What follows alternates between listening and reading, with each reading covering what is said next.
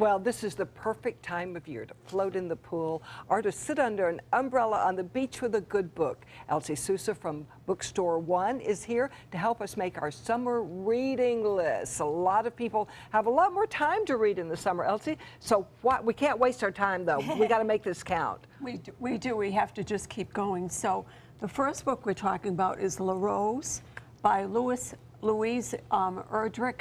And she has written about Native Americans. She actually is Native American. Oh. And so she's written through many years about books about them. And La Rose, the name actually means healer. And it's the story about this little boy and what happens to him. There's been an accident in the world. And so I don't want to throw you off from the story, but it's a great story. It's sadness, it's joy, but I tell you, enjoy La Rose. Oh, good. That's your number one choice. Right. Now, what is this one? So this one is The Bookshop by Penelope Fitzgerald. Penelope Fitzgerald has passed away, but I want to tell you about her and introduce her. She wrote a series of novels, and she writes elegant little books, and they're just great stories. And she didn't start to write till she was 58. Oh. And for 20 more years, she wrote many novels. And so I introduced you to a great lady, very sparing stories. The bookshop is something that she buys and what happens to her. Oh, that sounds good. So you will love her. Now, Before the Fall. So Before the Fall, I guarantee you, will be the book of the summer and right through the fall. Okay. Literally, Noah Hawley is this incredible gentleman. If you watch Fargo, there's a series. Yeah. He's the one who's done Fargo, and it's the story about an airplane with families taking off and what happens to the plane. And there's a real companionship developed between a little boy and someone who's on the flight. But I guarantee that this will be the book of the summer. Like a suspense book? What kind of genre is it? It's really very suspense. The one that everybody's talking about. That's right. But if you're going to be in, you have to have read. There you go. Okay, it'll be on all the lists. Okay, you see Stephen King around town sometimes. Yes, you do. So you've got to read his books. Listen, he's our neighbor and friend, and we love him dearly. And this is the last of a trilogy that he's done. Mr. Mercedes was the first one, Finders Keepers the second, and now this is End of Watch. It's about a detective and what evolves with him. So, and you know, we just love Stephen King, and yes. So it's not as. It's just a great detective series. So if you've been put off by some of his books because they're very scary, remember it's summertime, so we have at least more little strange characters appearing.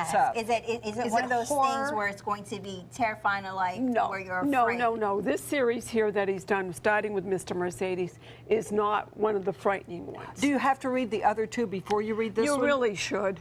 But is it still gory? Because I see blood dripping. Oh, that's not a bad thing. It's okay, honey. For you, Linda. It's okay. You can handle it.